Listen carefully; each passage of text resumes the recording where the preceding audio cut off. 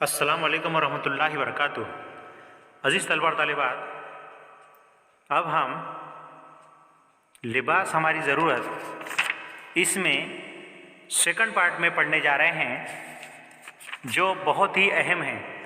सबसे पहले यहाँ पर सफ़ा नंबर 84 पर कुछ तस्वीर हमको यहाँ पर नज़र आ रही है। दस्ती करघा, ये देखिए हमने कि जहाँ पर कपड़े वगैरह बनते हैं या कपड़े वगैरह तैयार होते हैं, तो वहाँ पर हमने कभी वक्त किसी जगह हमने जाकर देखा होगा कि किस तरीके से वहाँ पर मिल में कपड़े वगैरह तैयार किए जाते हैं, है ना।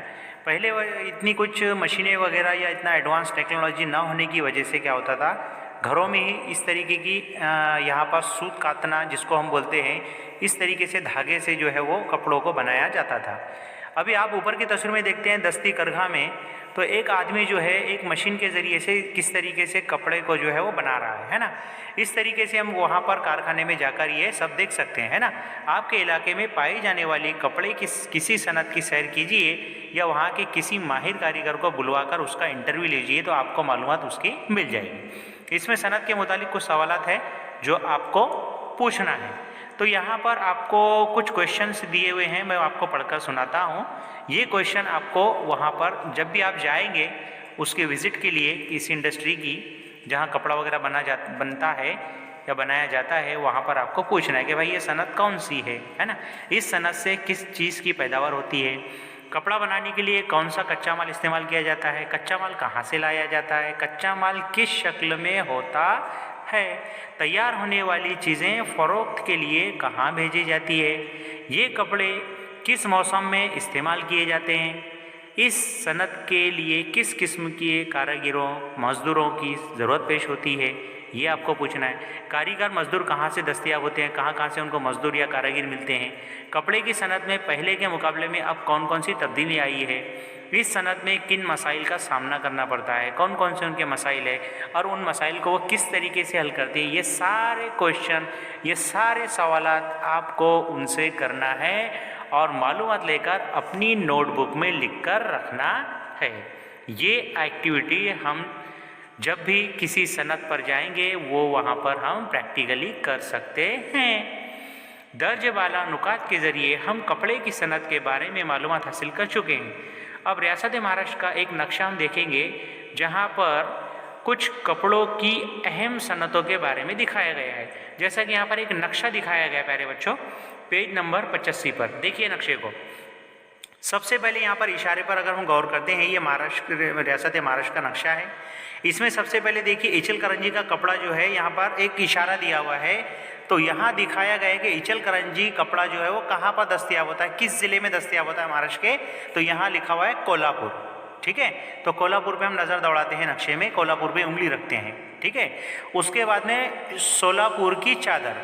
अब सोलापुर की चादर हम देखते हैं नक्शे में कहाँ पर है, तो ये सोलापुर में मौजूद है। ओके, फिर उसके बाद है होमरो शाल। अब होमरो शाल ये कहाँ पर है, देखिए यहाँ पर सिंबल दिखा हुआ है, इशारा दिया हुआ है, वो कहाँ पर है, औरंगाबाद में।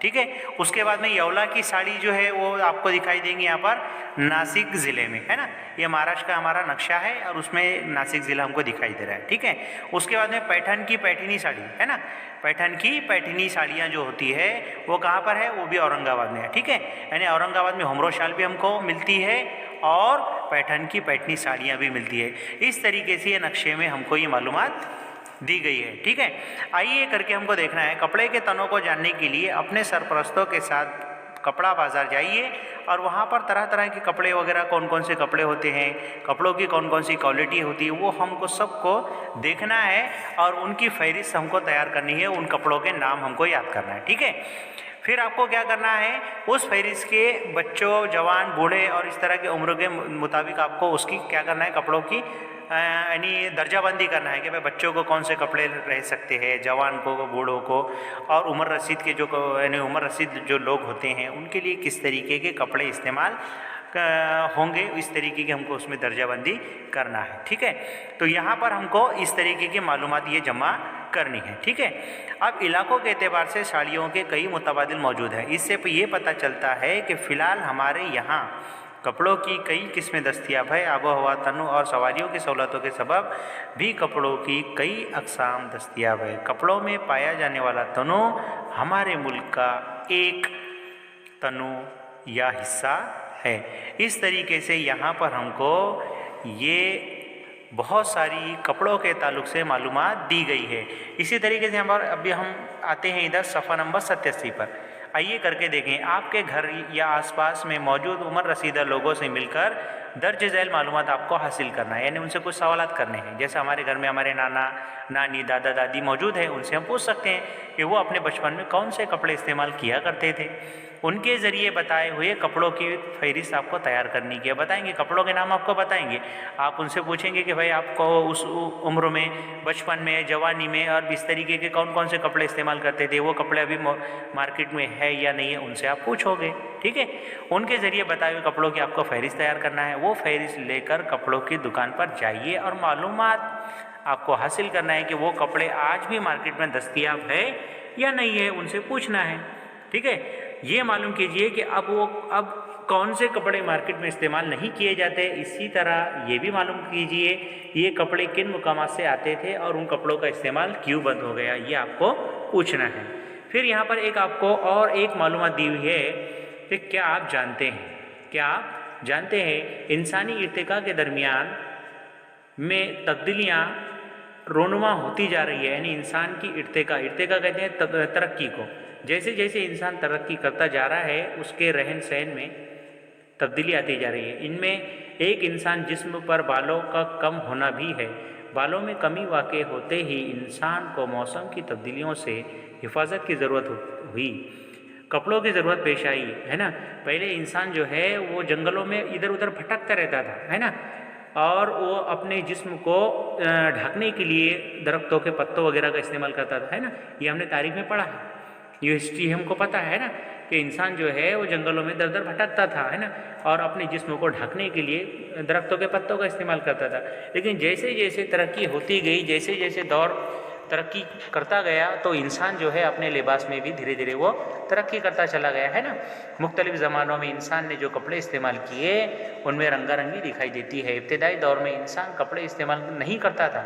इसके बाद दरख्तों की छाल पत्ते इस्तेमाल करने लगा। उसके बाद जानवरों का शिकार करके उनकी खाल को इस्तेमाल करने लगा। कपास से सूत तैयार करने का हुनर सीखने के बाद इंसान सूती कपड़े पहनने लगा। तो इस तरीके से यहाँ पर हमको ये तस्वीर में दिखाया गया है कि किस तरीके से धीरे धीरे जो है वो इंसान तरक्की करता गया, है ना।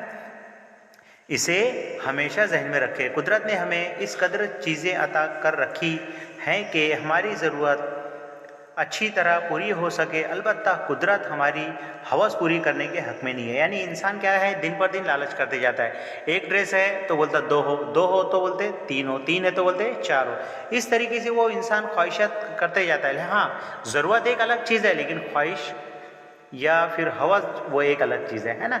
ये हमने इससे पहले देख चुके हैं। क्या आप जानते हैं मुंबई कपड़ों की सनत के लिए दुनिया भर में मशहूर मुकाम था, है ना। इसकी जजीरे की मरतूब हवा में लंबे धागों से कपड़ा बनाना आसान होता है, इसीलिए ये कपड़े की सनत का एक बहुत बड़ा मरकज़ बन गया है ना। कपड़े की सनती तरक्की के सबब मुल्क के मुख्तलिफ हिस्सों से लोग रोज़गार की तलाश में यहाँ आए और यहीं बस गए। इसीलिए हम देखते हैं कि आज मुंबई की जो आबादी है वो बहुत ज़्यादा है। मुंबई में बहुत ज़्यादा ट्रैफिक है, बहुत ज़्यादा लोगों की घनी आबादी हमको नज़र आ रही है। उसकी वजह ये है कि वो जो है वो पूरा सनती एरिया है, यानी वहाँ पर बड़ी बड़ी सनतें हैं जहाँ पर लोग अपनी मेहनत और मजदूरी का काम अंजाम देते हैं और वहीं पर रहते हैं। भारत की माशी सरगर्मियों का ये अहम मरकज़ कहलाता है ना प्यारे बच्चों। तो इस तरीके से यहाँ पर हमको ये बताया गया है कि किस तरीके से इंसान जो है पुराने दौर से नए दौर में कदम रखा और किस तरीके से उसने अपनी तरक्की की मंजिलों को छुआ, है ना। इस तरीके से हम यहाँ पर बता सकते हैं। कि आबो हवा के हिसाब से या माहौल के हिसाब से इंसान जो है वो लिबास का इस्तेमाल करता है ना। और अलग अलग स्टेट में अगर हम देखते हैं तो अलग अलग तरह के लिबास इस्तेमाल होते हैं। जैसे जम्मू कश्मीर में हम देखेंगे, राजस्थान, महाराष्ट्र, केरला, इन रियासतों में इस्तेमाल किए जाने वाले लिबास की तस्वीर आप देखेंगे, गूगल पर आप देख सकते हैं, इंटरनेट पर आप देख सकते हैं कि किस तरीके के लिबास जो है वो इस्तेमाल होते हैं। तो अलग अलग स्टेट में या अलग अलग रियासतों में जो है वो आबोहवा और इलाके के हिसाब से कपड़ों में तब्दीलियाँ हमको नज़र आती है। जैसे जम्मू कश्मीर और राजस्थान है, महाराष्ट्र है, केरला है, इन रियासतों में इस्तेमाल किए जाने वाले जो लिबास है वो हम इंटरनेट की मदद से मालूमात हासिल कर सकते हैं, उनके तस्वीर को जमा कर सकते हैं या उनके तस्वीर का मुशाहिदा कर सकते हैं कि वहाँ के लोग किस तरीके से आबो हवा और इलाके के हिसाब से कपड़ों का इस्तेमाल करते हैं। तो इस सबक में हमको आज बहुत ज़्यादा यानी कीमती मालूमात हासिल हुई कि किस तरीके से इंसान जो है वो लिबास को अपनी ज़रूरत बना रहा है और किस तरीके से इंसान जो है वो लिबास का इस्तेमाल करता है, और दौर या तरक्की के हिसाब से किस तरीके से लिबास में बहुत सारी तब्दीलियाँ हमको नज़र आई। इतना कहकर हम यहाँ पर इस छोटे से सबक को ख़त्म करते हैं और इंशाअल्लाह उम्मीद करते हैं कि आपको ये अहम नुकात समझ में आए होंगे। अल्लाह हाफिज़।